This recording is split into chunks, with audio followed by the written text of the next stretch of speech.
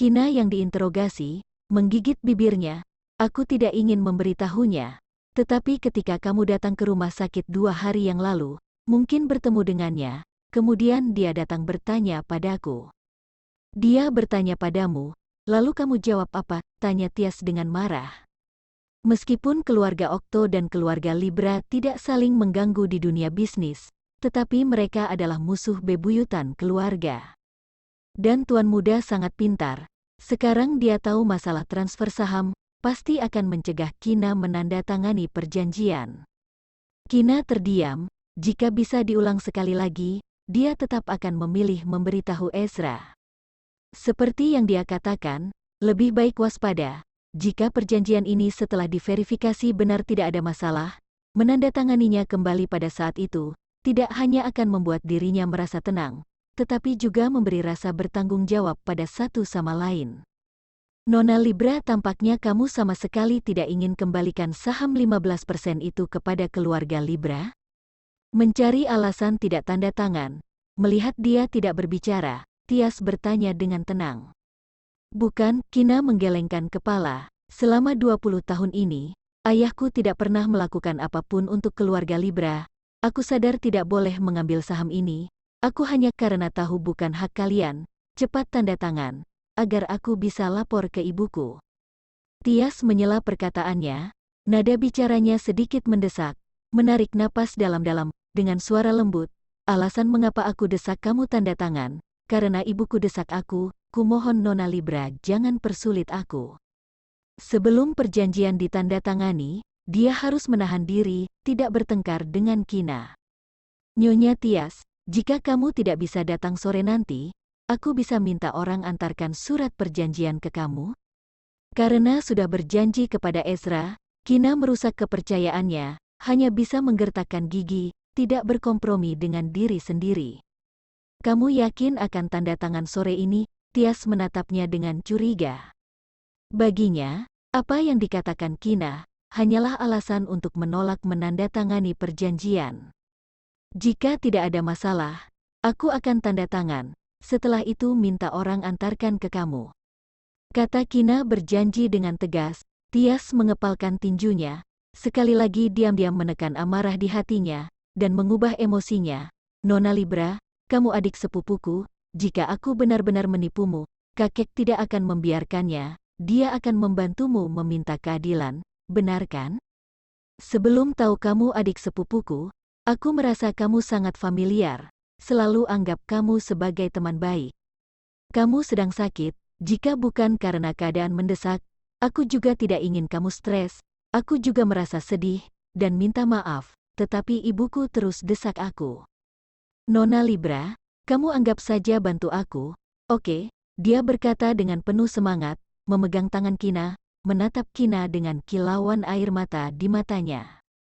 Ekspresi menyakitkan dan sedih, tetapi ingin menangis, membuat orang tidak bisa menolak dengan kejam. Kina terjebak dalam perjuangan antara surga dan manusia. Alasan mengapa Ezra mengusulkan untuk diperiksa pengacara baru membuat keputusan, semua itu demi kepentingannya sendiri. Jika dia menandatangani tanpa persetujuannya, Ezra bilang dia akan marah. Adapun konsekuensinya, dia tidak tahu. Tetapi dia tidak mau mengambil risiko. Ketika hendak mengatakan tidak, HP-nya tiba-tiba berdering, memecah situasi. Aku angkat telepon dulu. Kina meminta maaf kepada Tias, lalu mengambil HP dan menjawab. Mencoba untuk tetap tenang, dia bertanya, Ezra, ada apa? Sedang apa? Di telepon, terdengar suara indah seorang pria, sedingin dan serendah biasanya. Tidak ada. Di kamar pasien, Kina menjawab dengan rasa bersalah. Karena Tias masih ada, dia tidak bisa menyuruhnya mencari pengacara. Sudah baikan belum? Dia masih bertanya dengan acuh tak acuh setiap kali menelepon. Jauh lebih baik, hari ini tidak begitu sakit. Dokter bilang 3 atau 4 hari lagi sudah bisa keluar rumah sakit.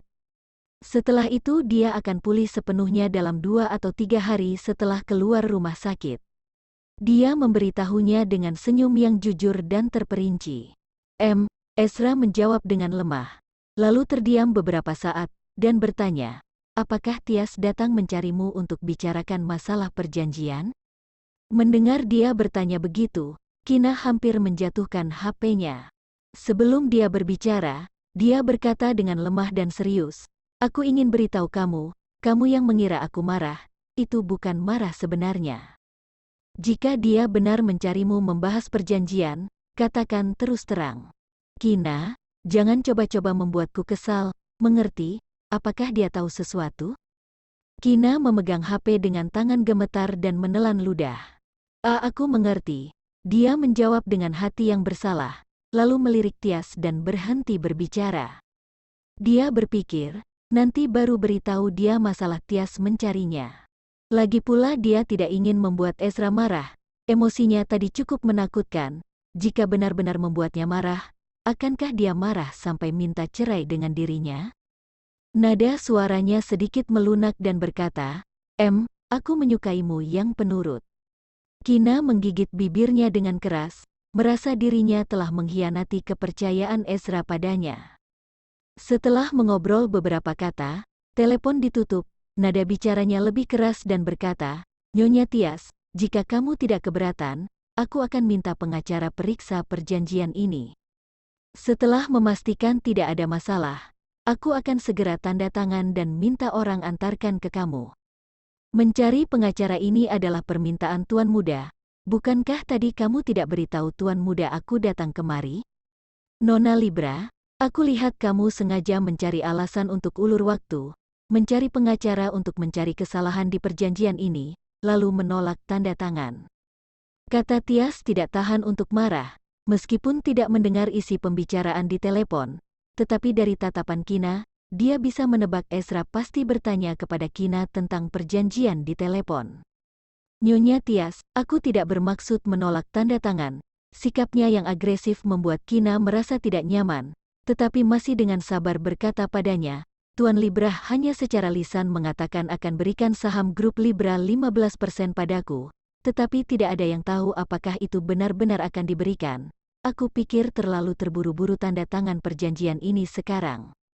Dia percaya Tias tidak akan menipunya, tetapi dia samar-samar tahu penilaian orang tuanya pada ayah Tias tidak begitu baik. Selain itu, nona muda Libra yang memintanya menandatangani perjanjian ini, setelah diingatkan Ezra, dia tetap waspada, takut tertipu oleh jebakan teks. Mengatakan dia berpikiran negatif pada orang lain, dia mengakui itu semua. "Karena kakekku belum berikan saham padamu, makanya harus berhati-hati. Jika kakek benar berikan saham itu padamu, aku khawatir kamu tidak akan kembalikan saham itu pada keluarga Libra." Tidak ada orang yang risih dengan kelebihan uang. Tias mendengus menghina, lalu berdiri. Nona Libra tidak perlu mengatakan terlalu banyak alasan yang kedengaran tinggi untuk menolak tanda tangan perjanjian ini. "Aku pamit." Setelah itu, dia bangkit meninggalkan bangsal. Karena Kina tidak tahu diuntung, jangan salahkan dia menggunakan cara khusus. Setelah Tias pergi, Kina sempat ragu sejenak sebelum menelepon Ezra dengan gugup. Memberitahu dia, Tias datang mencarinya untuk tanda tangan perjanjian transfer saham. Namun, Ezra yang ditelepon terlihat biasa saja. Setelah mendengar Kina selesai berbicara, Ezra hanya mengatakan sebuah kesimpulan padanya, jika perjanjian itu benar tidak ada masalah, Tias tidak akan takut diperiksa pengacara. Setelah itu, Kina berpikir sejenak, tiba-tiba merasa kesimpulan Ezra cukup masuk akal. Bukankah penandatanganan perjanjian harus dihadiri pengacara kedua belah pihak? Selain itu, ini berkaitan dengan 15% saham dari grup Libra. Masalah besar ini lebih membutuhkan kehadiran pengacara. Dia sudah membaca perjanjian itu dan merasa tidak merugikan dirinya, tetapi ada banyak istilah teknis dalam perjanjian itu yang dia kurang mengerti. Jika tidak mengerti satu kata, mungkin akan tertipu. Setelah rawat inap beberapa hari di rumah sakit, Tias tidak datang mencari Kina. Karena Ezra terlalu sibuk di akhir tahun, dia tidak bisa meluangkan waktu untuk datang ke rumah sakit. Tetapi setiap hari selalu telepon 2 kali, konfirmasi dengan dokter kondisi kesehatannya. Ibu Kina datang menemaninya mengobrol setiap hari, dan Kalenia akan memasak di keluarga Okto dan membawanya kemari, agar kehidupan Kina di rumah sakit tidak terlalu membosankan. Saat keluar rumah sakit, Ezra menyisihkan 2 jam di siang hari dalam jadwal sibuknya untuk datang ke rumah sakit menjemputnya. "Kenapa kamu datang?" Kina dan orang tuanya berjalan ke pintu rumah sakit. Mereka melihat Ezra mendekat. "Jemput kamu keluar rumah sakit," jawabnya dengan santai, menoleh ke orang tua Kina menyapa, "Ayah, Ibu." "Iya." Ayah Kina menganggukkan kepala, berkata, "Sebenarnya aku ingin bilang jika terlalu sibuk tidak perlu datang, pekerjaan lebih penting, kami senang kamu punya niat baik ini." Seperti yang dikatakan, anak perempuan adalah kekasih ayah di kehidupan sebelumnya. Untuk pria yang mengambil kekasih kecilnya, sang ayah umumnya tidak menyukai menantu laki-laki seperti ibunya. Tetapi ayah Kina sangat puas dengan Ezra dan sangat menyukainya. Meski dia tidak bisa sering menemani putrinya, ayah Kina juga tidak banyak komentar. "Aku tahu batasan," jawab Ezra, membuka pintu mobil untuk ayah dan ibu Kina sementara Kina masuk ke mobil sendiri. Mengetahui mereka belum makan siang, Ezra membawa mereka ke sebuah restoran KFC. Setelah makan siang, baru mengantar istri dan orang tua Kina pulang. Setelah Kina tiba di rumah, dia terkejut menemukan ruangan dilengkapi dengan pemanas yang sangat baik dan ada perapian di ruang tamu. "Bu, kalian pasang pemanas juga tidak beritahu aku." "Bukan kami yang pasang, Ezra yang meminta orang pasang, dan dia yang membayarnya. Aku bisa lihat dia takut kamu masuk angin lagi," jelas Ibu Kina sambil tersenyum. Hari kedua rawat inap putrinya, Ezra meminta seseorang untuk memasang pemanas di kamar mereka, bahkan memasang perapian di ruang tamu. Tentu saja, keluarga Okto juga mengatakan akan membelikan mereka rumah di lokasi yang baik untuk hidup lebih nyaman, tetapi mereka menolak. Jika mereka ingin membeli rumah, mereka memiliki kemampuan itu, mungkin tidak akan terlalu besar. Lagi pula, rumah ini tidak terlalu tua. Mereka sudah tinggal di sini selama bertahun-tahun, dan akrab dengan tetangga, pasti tidak terbiasa pindah ke tempat lain, palingan setelah pindah beberapa hari akan kembali lagi. Kina terkejut, sentuhan kehangatan meleleh di hatinya. Tiba-tiba teringat sesuatu, dia menarik ibu ke sofa dan bertanya sambil tersenyum, "Bu, aku lupa sesuatu, ada yang ingin aku tanyakan padamu." "Ada apa?" Ibu Kina menatap putrinya dengan misterius, dan bertanya dengan penasaran. Kina merasa pertanyaan ini sedikit sulit dikatakan. Setelah merenung sejenak baru berkata, "Itua, kamu ingat tidak ketika aku masih kecil aku mengatakan padamu siapa yang ingin menikahiku?" Ezra mengatakan dulu ingin menikahi dirinya, tetapi Kina tidak ingat apa yang dia katakan, dan tidak ada ingatan sama sekali. Ibu Kina memandangnya dari atas ke bawah dengan tatapan yang tidak terlukiskan. "Kenapa tiba-tiba tanyakan hal semacam ini? Kekasih masa kecil kamu datang mencarimu." "Aduh Ibu." Mendengar nada ibunya, "Benar ada hal semacam ini?" Kina terkejut, dirinya sewaktu kecil ternyata begitu hebat.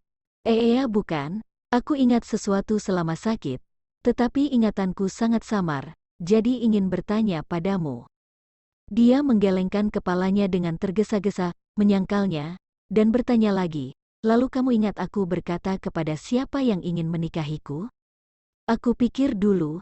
Ibu Kina menepuk dahinya dan berpikir keras. Setelah beberapa saat, dia berkata, "Terlalu banyak anak laki-laki yang kamu paksa untuk menikahimu ketika masih muda, aku benar-benar tidak bisa menghitungnya." "Terlalu banyak," mulut Kina berkedut beberapa kali. Apakah aku orang seperti itu sewaktu kecil? Dia tidak percaya dirinya begitu playgirl, begitu hebat, memasak pria lain menikahinya. Dalam bahasa modernnya, ketika kamu masih kecil sangat cantik dan sangat playgirl. Melihat yang tampan segera mengatakan akan menjadi istrinya. Ketika kamu masih kecil, kami bahkan tidak perlu siapkan makam malam kamu. Jawab Ibu Kina menatapnya dengan jijik, sembari mengingat. "Bu, kamu tidak mengada-ada, kan? Kurasa aku bukan orang seperti itu." Melihat ibu berbicara dengan antusias, Kina menyangkal dengan kurang percaya diri. Dalam ingatannya, dia tidak pernah jatuh cinta sejak tumbuh dewasa.